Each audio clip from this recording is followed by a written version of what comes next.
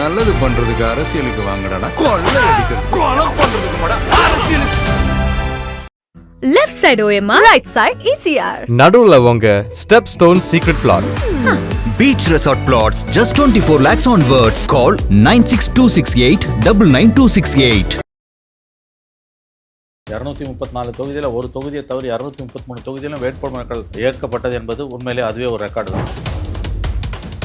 ஒரே அட்டாக் வந்துட்டு திமுக சைடு மட்டும்தான் இருக்கு. அது இலவசத்தை தாண்டி பெரிய ஒரு மேட்டர் இல்லை. அது திமுக மட்டும் குறி வைக்கிறது கரெக்ட், நல்லது. ஏன்னு கேட்டிங்கன்னா அதுதான் வந்து சரியான ஒரு அணுகுமுறையாக. இந்த எலெக்ஷன் திமுக வேண்டுமா வேணாமான்ற எலெக்ஷன். கூட்டணி கட்சி வீட்டில் ரெய்டு நடக்குதுன்னா அப்போ பிஜேபி திமுக ஜெயிக்கணும்னு விரும்புது. இந்த பக்கம் இவங்க ஆர்எஸ்எஸ் நபருக்கு சீட்டு கொடுக்குறாங்க. இது எப்படி புரிஞ்சுக்கிறது? என்டிஏ கேண்டிடேட் வீட்டில் ஐடி ரெய்டு நேர்மையானவங்கன்னு காமிச்சிக்கிறதுக்கா? இது யாருக்கு சாதகமாக யாருக்கு லாபமாக போய் முடியும்? உதயசூரியனில் தான் நிற்கிறோம் அப்படின்னு சொல்லி துரை வைகோ கண்ணீர் விட்டு அழுகிறாரு. ஒரு பக்கம் மக்களை ஏமாத்துறதுக்கு உங்கள் கட்சிக்காரனை ஏமாத்துறதுக்கு ஒரு அளவு இருக்குல்ல. அளவு கடந்து போய் ஏமாத்திட்டு எதுக்கு ஒப்பாரி? நீங்கள் திமுகவில் ஐக்கியமாயிட்டீங்க. இந்த சிம்பிளில் நிற்காம நீ திமுக சின்னத்தில் நிற்கும் போது அந்த நிமிஷமே நீ செத்துட்ட. Politically R dead. எப்படி வந்து பெரிய மீனை சின்ன மீனை விழுங்குதோ, பிஜேபி எல்லா கட்சியும் விழுங்குதோ, அந்த மாதிரி திமுக எல்லா கட்சியும் விழுங்குது. இது உங்கள் கண்ணு முன்னால் நீங்கள் பார்க்குறீங்க. இங்கே வந்து குட்டி கட்சிகளுக்கு நீங்கள் கீதோபதேசம் பண்ணுறீங்க. இருந்த 6 சீட்டை வாங்குறதுக்கு உங்களால் முடியல. எதுக்கு சார் உங்களுக்கு பேச்சு? பெரிய பேச்செல்லாம் உங்களுக்கு எதுக்கு? பாஜக எதிர்ப்பு என்கின்ற அந்த ஒற்றை இலக்குக்காக கூடுகிறோம் என்று சொல்லிக்கொண்டு அவர்கள் முரண்பாடுகளின் மூட்டையாக இருக்கிறார்கள். பிஜேபி இஷ்யூவில் பிரேமலதாவோட ஸ்டாண்ட் என்ன? இது வரைக்கும் மோடி அரசு அமைஞ்சதுலேருந்து இந்த 12 வருஷத்தில் பிஜேபி எதிர்த்து எத்தனை முறை பிரேமலதாவோ தேமுதிகவோ பேசியிருக்காங்க, போராடிருக்காங்க. சுதீஷ் வந்து என்டிஏ எம்பியாகத்தான் கண்டிப்பாக செயல்பட போகிறார். அதில் உங்களுக்கு எந்த சந்தேகமும் வேண்டாம். மோடி கேட்காமலேயே என்டிஏவுக்கு ஒரு எம்பியை ஸ்டாலின் அவர்கள் தாரை வார்த்திருக்கிறார். நீங்கள் மக்களை பற்றி கவலைப்படாதவங்க ஒருவரை இழிவுபடுத்திக் கொள்கிறார்கள். இதனால் மக்களுக்கு என்ன பிரயோஜனம்? ஒரு பிரயோஜனம். மோடி கவர்மெண்ட் யாருக்காக வேலை செய்கிறது? யாருக்காக மோடி கவர்மெண்ட் வேலை செய்யுது? திராவிட முன்னேற்ற கழகத்துக்காக வேலை செய்கிறது. ரொம்ப வித்தியாசமான தேர்தலுங்க. எல்லாரும் எடப்பாடிக்கு எதிராக நிற்கிறாங்க. எல்லாரும் அவர் விட்டு பிரிஞ்சு போன ஓபிஎஸ் உள்ளடக்கிய திமுகவோட அத்தனை கூட்டணி கட்சிகள், விஜய், சீமான், அவருடைய சொந்த கூட்டணி பாஜகவில் இருக்கக்கூடிய விசாரணை அமைப்புகள், மத்திய அரசு விசாரணை அமைப்புகள், அத்தனை பேரும் எடப்பாடிக்கு எதிராக நிற்கிறாங்க.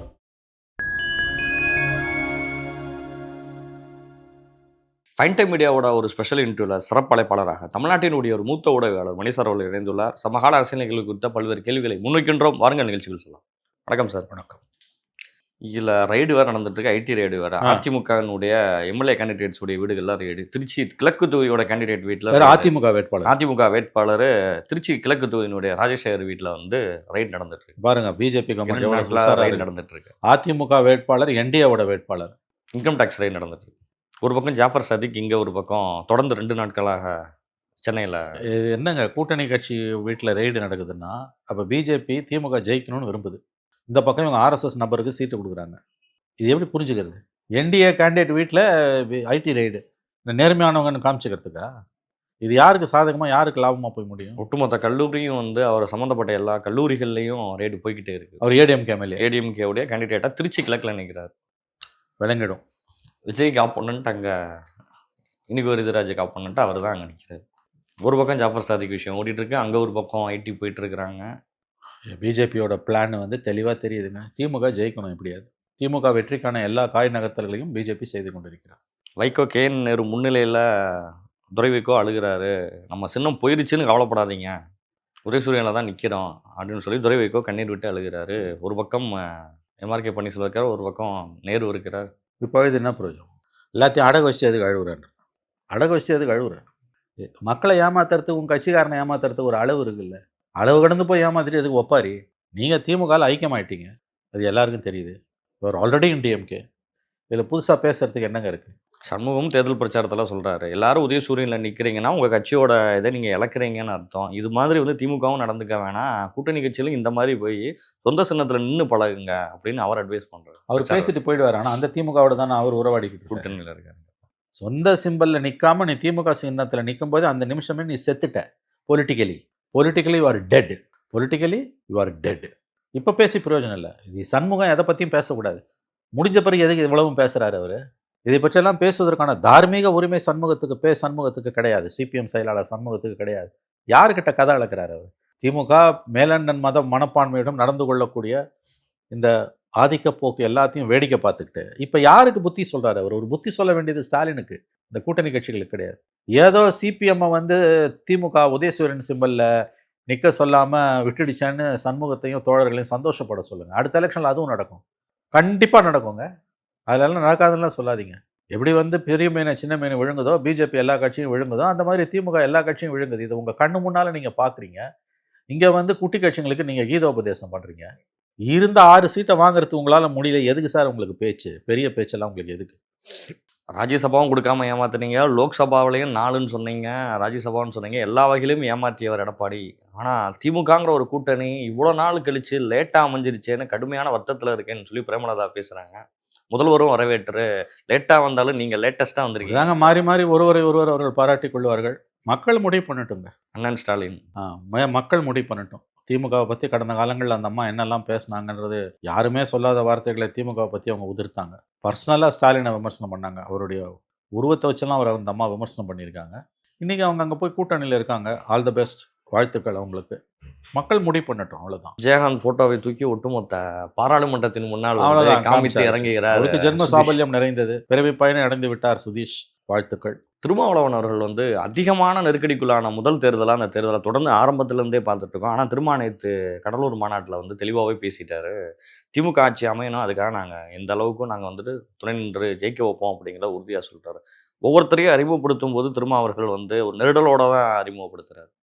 இத்தனை நாளாக வந்து சகோதரி பிரேமலதான்னு சொல்லிட்டு இருந்தவர் நேற்று அன்புக்குரிய கேப்டன் அவர்களுடைய மனைவி, அவருடைய வாரிசு பிரேமலதா. அவ்வளோதான். உள்ளுக்குள்ள இருக்க வருத்தத்தை போட்டு வெளிப்படுத்த ஆரம்பிச்சிட்டார். இது ரொம்ப வினோதமான கூட்டணி. பாஜக எதிர்ப்பு என்கின்ற அந்த ஒற்றை இலக்குக்காக கூடுகிறோம் என்று சொல்லிக்கொண்டு அவர்கள் முரண்பாடுகளின் மூட்டையாக இருக்கிறார்கள். பிஜேபி இஷ்யூவில் பிரேமலதாவோட ஸ்டாண்ட் என்ன? இது வரைக்கும் மோடி அரசு அமைஞ்சதுலேருந்து இந்த 12 வருஷத்தில் பிஜேபி எதிர்த்து எத்தனை முறை பிரேமலதாவோ தேமுதிகவோ பேசியிருக்காங்க, போராடி இருக்காங்க? பிரச்சாரத்திலையும் ஒன்றுமே கிடையாது. பேசவும் மாட்டாங்க. அவங்க அதிமுக அப்படி தான் அட்டாக் பண்ண பேசவே மாட்டாங்க.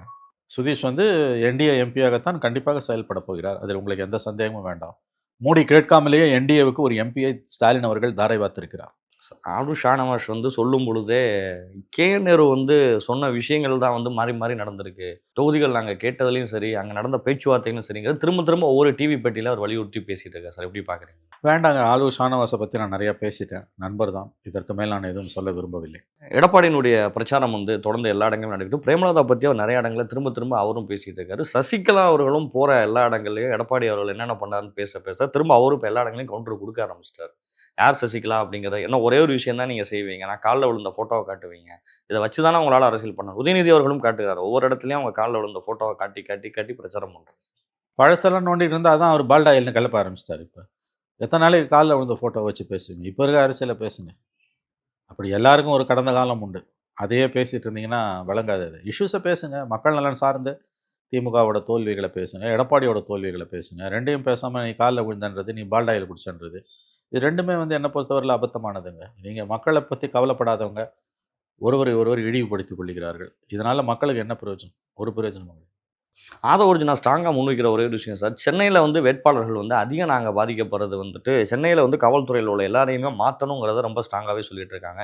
இது வரைக்கும் அவங்க போய் தலைமை செயலாளர்கிட்ட கொடுத்தது, எலெக்ஷன் கமிஷனில் இப்போ கொடுத்தது எதுவுமே இது வரைக்கும் நிறைவேற்றப்படாமல் டிஜிபி மாற்றம் மட்டும் நடந்திருக்கு. ஆனால் சென்னையில் வேறு எந்த மாற்றமும் நடக்கலை. காவல்துறை ஒட்டுமொத்தமாக மாற்றம் வேணுங்கிற ஸ்ட்ராங்காக இருக்குது. அதெல்லாம் ஒன்றும் மாற மாட்டாங்க. இதுக்கு பிறகு கேட்டு ஒன்றும் மாற்றலன்னு என்ன பண்ணுறது? இந்த எலெக்ஷனில் மறைமுகமாக திராவிட முன்னேற்ற கழக வெற்றிக்கு பாஜக அரசு, மத்திய அரசு, மோடி அரசு, அமித்ஷா, நிர்மலா சீதாராமன் எல்லோரும் உழைத்து கொண்டிருக்கிறார்கள். இப்போ நீங்கள் தான் சொன்னீங்க இன்னைக்கு ரைடுன்னு. எங்கே சொன்னீங்க ரைடுன்னு? ஜாஃபர் சாதிக் வீட்டில் ரைடு, திருச்சியில் ரைடு. ஜாஃபர் சாதிக்கு திமுகங்க. இந்த பக்கம் யாரு? நம்ம திருச்சியில் ஏடிஎம்கேனுடைய திருச்சியில் ஏடிஎம்கே வேட்பாளர் ராஜசேகர். ஆமாம், திருச்சி கிழக்கு. ஏங்க இது என்ன கவர்மெண்ட்டுங்க? என்டிஏ கேண்டிடேட் வீடுங்க இது. ஏடிஎம்கேன்றது என்டிஏ கேண்டிடேட்டில் அதுவும் ஸ்டார் கான்ஸ்டிடுவன்சி. விஜய் நிற்கிறாரு, இனிக்கு வைத்தியராஜ், காங்கிரஸ், திமுக. அங்கே ரைடு போகுதுன்னா பிஜேபி தான் சொந்த ஆளுங்களையே ஏடிஎம்கே கேண்டிடேட்டையே ரைடு பண்ணுதுன்னா மோடி கவர்மெண்ட் யாருக்காக வேலை செய்கிறது?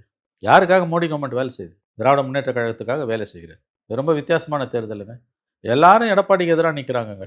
எல்லாரும் அவரை விட்டு பிரிஞ்சு போன ஓபிஎஸ் உள்ளடக்கிய திமுகவோட அத்தனை கூட்டணி கட்சிகள், விஜய், சீமான், அவருடைய சொந்த கூட்டணி பாஜகவில் இருக்கக்கூடிய விசாரணை அமைப்புகள், மத்திய அரசின் விசாரணை அமைப்புகள் அத்தனை பேரும் எடப்பாடிக்கு எதிராக நிற்கிறாங்க. நாம் தோத்த இடத்துல ஃபுல்லாமே நாம் இப்போ ஜெயிக்க போகிறோம், 3 மடங்கு வெற்றி வந்து இந்த இடங்களில் பதிவாகும்னு சொல்லி அதிமுகவிலிருந்து திமுகவிற்கு வந்த எல்லா வேட்பாளருக்காகவும் காம்பெயின் பண்ணிட்டு இருக்காரு உதயநிதி ஸ்டாலின். இப்படிதாங்க அவர் சொல்லுவார், மக்கள் என்ன முடிவு பண்ணுறாங்கன்னு பார்ப்போம். இன்னும் கரெக்டாக 30 நாள் இருக்குது, அதிகபட்சம் 1 மாதம், 28 நாள் இருக்குது. 4ஆம் தேதி ரிசல்ட்டு, இன்றைக்கி என்ன 8ஆம் தேதி, 25 நாள் இருக்குது, 25-26 நாள் இருக்குது. அது வரைக்கும் வெயிட் பண்ணி தான் ஆகணும். மற்றபடி இதெல்லாம் வாய்ஸ் விடல. ஓடி வந்தவங்களுக்கெல்லாம் மக்கள் ஓட்டு போடட்டும். கடந்த காலங்களையும் போட்டிருக்காங்களே, 8 மந்திரிங்க இன்றைக்கி திமுகவில் இருக்கவங்க அண்ணா திமுகலேருந்து போனவங்க தான். அதிமுக காரர்களால் நிரம்பி வழிகிறது திமுக. தன் சொந்த கட்சிக்காரர்களை திமுகவால் நம்ப முடியாமல் தான் அதிமுகவிலிருந்து தொடர்ந்து இறக்குமதி செய்து கொண்டிருக்கிறார்கள். இதில் ஒன்றும் ஆச்சரியப்படுறதுக்கு எதுவும் கிடையாது. கவலைப்பட வேண்டியவன் திமுககாரன். இலவசங்களை வைத்து மட்டுமே தான் சார் பிரச்சாரத்தோட முக்கியமான ஒரு நோக்கமாக இருக்குது. விஜய் பேசுகிறதும் சரி, எடப்பாடி அவர்கள் பேசுகிறதும் சரி, அனைத்து எதிர்க்கட்சிகளும் ஒரே ஒரு விஷயத்தை தான் முன் வச்சுட்டு இருக்காங்க. சட்டம் ஒழுங்கு பிரச்சனையே ஒரு கட்டத்தில் அவங்க பெருசாக எடுத்துகிட்டு போலையோங்கிறது இந்த தேர்தலில் தென்படுறது எப்படி பார்க்குறீங்க? ஆமாம், இப்போ இமேஜினேஷன் இல்லை. இலவசங்களை பற்றி பேசுகிறது வேஸ்ட். அவங்க கொடுத்தா 2000 நான் 2500 கொடுப்பேன், அவன் இது கொடுத்தா நான் அது கொடுப்பேன், அது கொடுத்தா இது கொடுப்பேன்னு இவங்க நல்லா ஏமாத்துறாங்க. அது எடுபடாது. சட்டம் ஒழுங்கு சொன்ன மாதிரி வந்து அதை அட்டாக் பண்ணணும், அதை சீரியஸாக பேசணும்.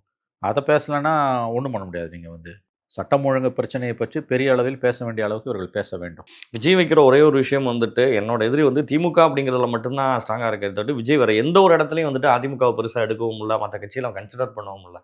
ஒரே அட்டாக் வந்துட்டு திமுக சைடு மட்டும்தான் இருக்குது. அது இலவசத்தை தாண்டி பெரிய ஒரு மேட்டர் இல்லை. அது திமுக மட்டும் குறி வைக்கிறது கரெக்டு, நல்லது. ஏன்னு கேட்டிங்கன்னா அதுதான் வந்து சரியான ஒரு அணுகுமுறையாக இருக்கும். இந்த எலெக்ஷன் திமுக வேண்டுமா வேணாமான்ற எலெக்ஷன். அதனால் வந்து அதை அப்படியே குறி வைக்கிறது பெட்டர் தான் எனக்கு கேட்டிங்கன்னா. இல்லாட்டி மற்றபடி பேசுறதுன்றது வந்து கவனம் திசை திரும்பிடும். அப்படியே இருப்பது நல்லது. கடைசி நிமிஷத்தில் கூட வேட்பாளரை வந்து மாற்றிருக்காரு விஜய். கடைசி ஒரு மணி நேரத்தில் கூட மதுரையில் வேட்பாளர் மாற்றப்பட்டது, ஒசூரில் வேட்பாளர் மாற்றப்பட்டது, எல்லா இடங்களையும் ரெடிமேடாகவே உடனடியாகவே அந்த வேலைகள்லாம் நடந்திருக்கு. அடுத்த வேட்பாளர் போய் வேட்புமனு உடனடியாக தாக்கல் பண்ணுறதும் நடந்திருக்கு. விஜயோட கடைசி நேர மாற்றம் சைலண்டாக நடந்தது. அதான் ஓரளவு ப்ரிப்பேர்டாக தான் இருக்காங்க. 234 தொகுதியில் ஒரு தொகுதியை தவிர 233 தொகுதியிலும் வேட்புமனுக்கள் ஏற்கப்பட்டது என்பது உண்மையிலே அதுவே ஒரு ரெக்கார்டு தான். ஏன்னா நம்ம ஏற்கனவே பலமுறை பேசியிருக்கோம். அவருடைய வேட்புமனுக்கள் அத்தனை தொகுதிகளிலும் ஏற்றுக்கொள்ளப்பட்டால் அதுவே ஒரு பெரிய சாதனை. 234 நிற்பாராங்கிறதும் அதை சாதிச்சிட்டார். இப்போ அதை அவர் சாதித்து விட்டார். சாதித்து விட்டார் சார். நிஜமா சார், உங்களுடைய நேரங்களை ஒதுக்கி வேண்டும் பல்வேறு கேள்விகள் பார்த்து வந்து